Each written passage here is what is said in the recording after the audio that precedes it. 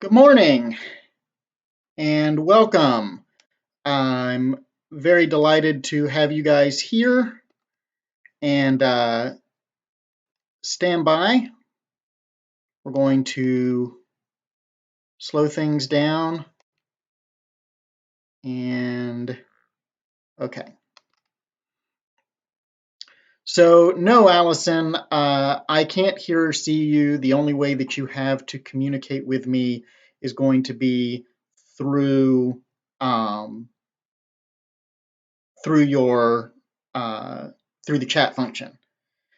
And fair warning, I can't hear myself, so if there's a problem with the audio, please make sure you send a chat message.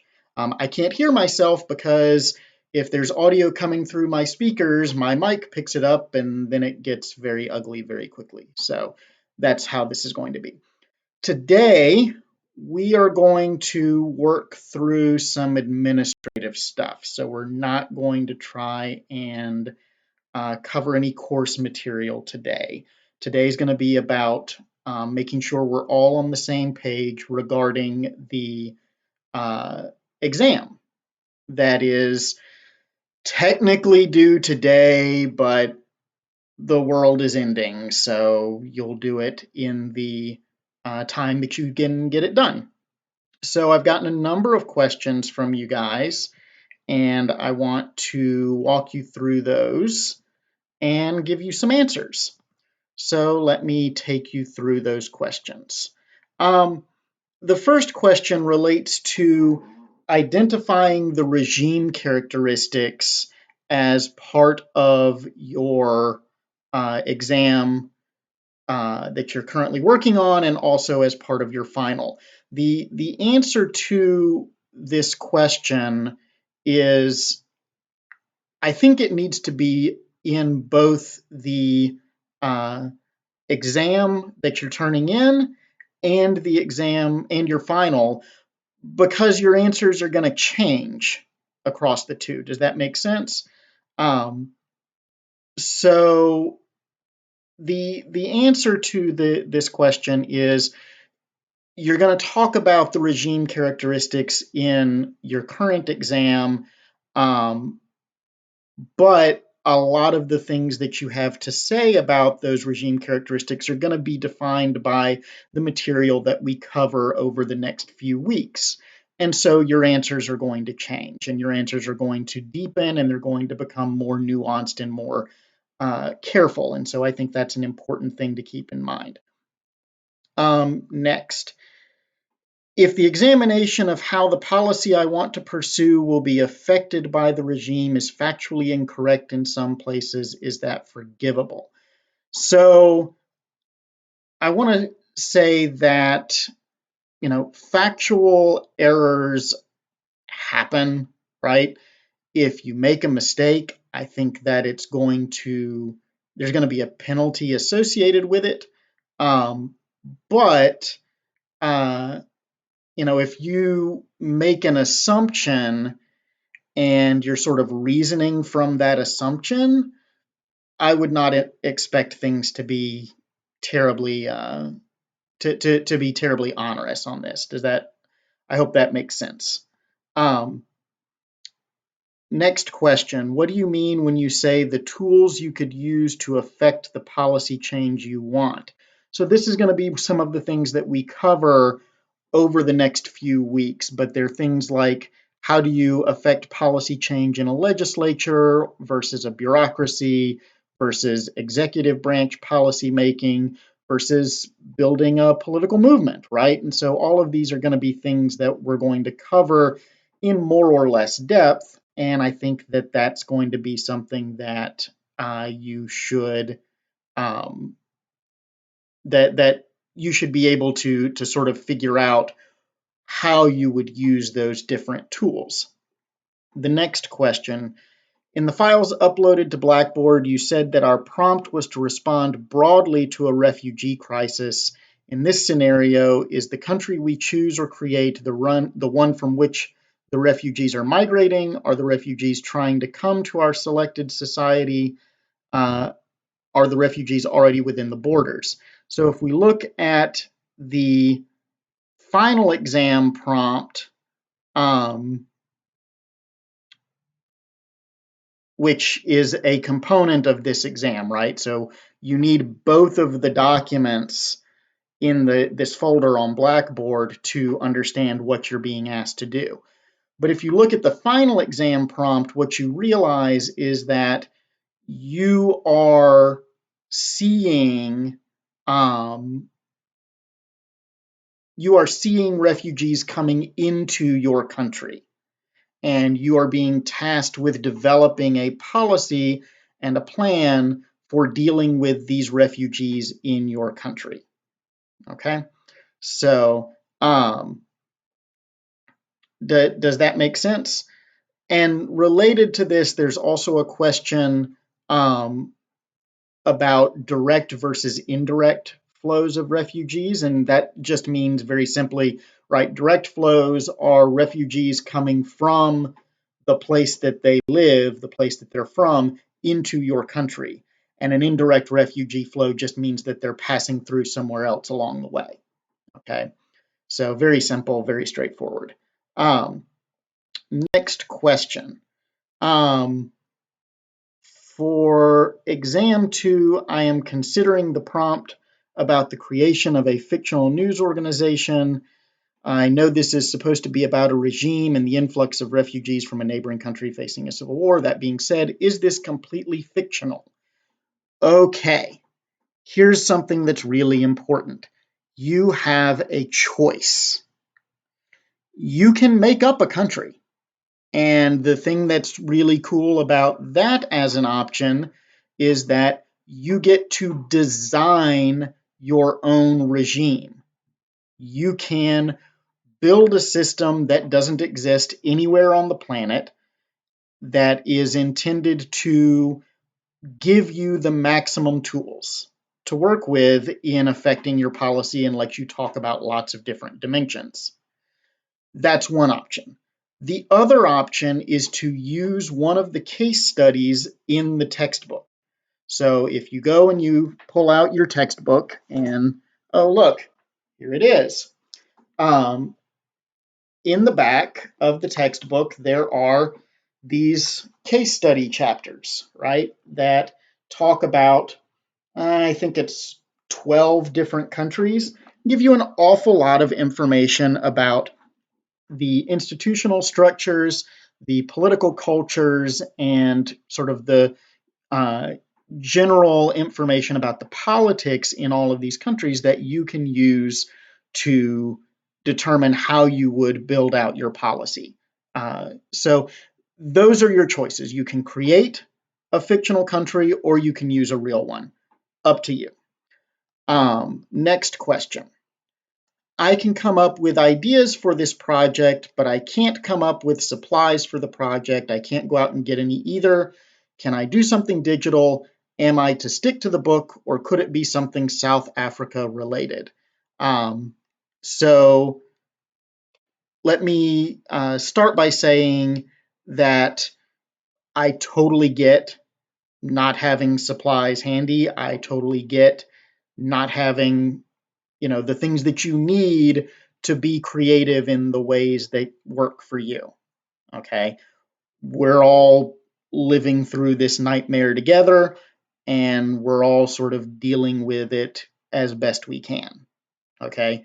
So you're welcome to do something digital. You're welcome to build out, something that you're going to take pictures of. I want to be very clear that I am not trying to limit you. I understand that circumstances impose limits on you that don't otherwise exist. And so you're welcome to use anything that works for you within the circumstances that we have. Now, with regard to doing something related to South Africa, I mean, assuming that South Africa is not already one of the cases in the book, and I didn't check, I should have checked, but I didn't. Here, I'll just check since I've got the book right here. Yeah, so South Africa is not one of the cases in the book, but if you want to, you're welcome to use it. Okay. The next question, I'm not going to just read the question, but I think it asks a broader question, which is, can I do this thing that I've come up with? The answer is, of course you can. Absolutely. The whole point of this project is for you to be creative about how you respond to it. And so, if you want to do a particular type of format as your approach, you're more than welcome to do that. And we can proceed on that basis. Okay. The last question says, um, uh, yes, Julie, you are still allowed to just write an essay for the final. Yes, absolutely. The traditional essay option is still on the table. And I apologize for the delay in answering. Um, I'm not, I've got another document that's got these things up, and so I don't always have the chat window up. And also, there's a delay on this. So that said, next question.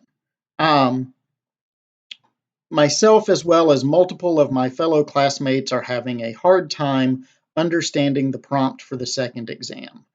If you could please elaborate exactly what you are looking for us to base the Unessay around, it would be greatly appreciated. Um,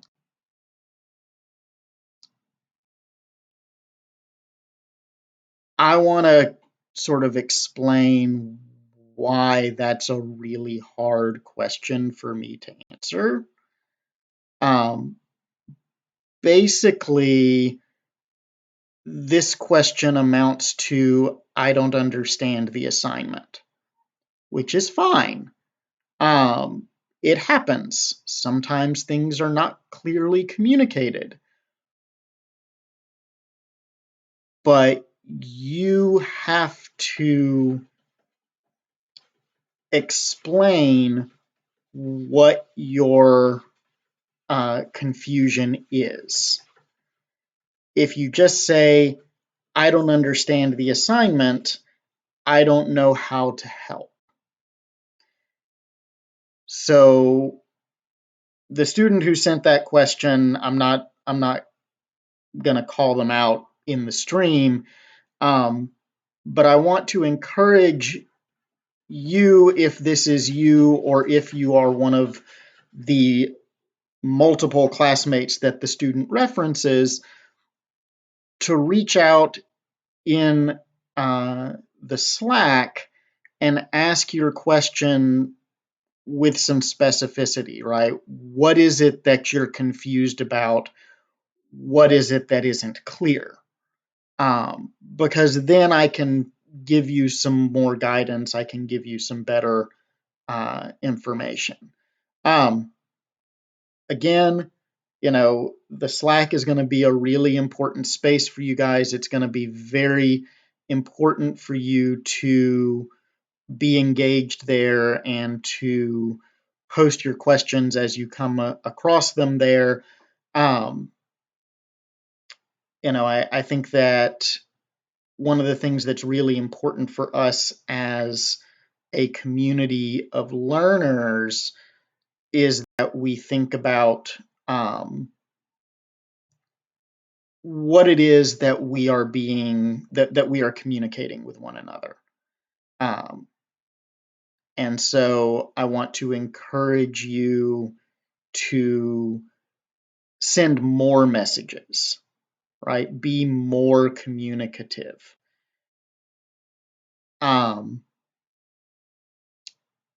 Yes, Julie, you should be able to set up your Slack notifications so that you get push alerts anytime there's a new post, anytime somebody sort of sends you a message. I think there's a lot of different ways that you can set that up. mine is set up very broadly so that I get most notifications. If I miss something, I apologize in advance. Okay, so with all of this said, right, I think that we're all sort of working through this together. We're all gonna find out things that are working and things that aren't working, and we're gonna be flexible and adjust to things kind of on the fly. But I want you to understand that you're always welcome to reach out to me. You're always welcome to ask questions, to come to me with complaints, to say that you're concerned about things. I'm always going to hear you out.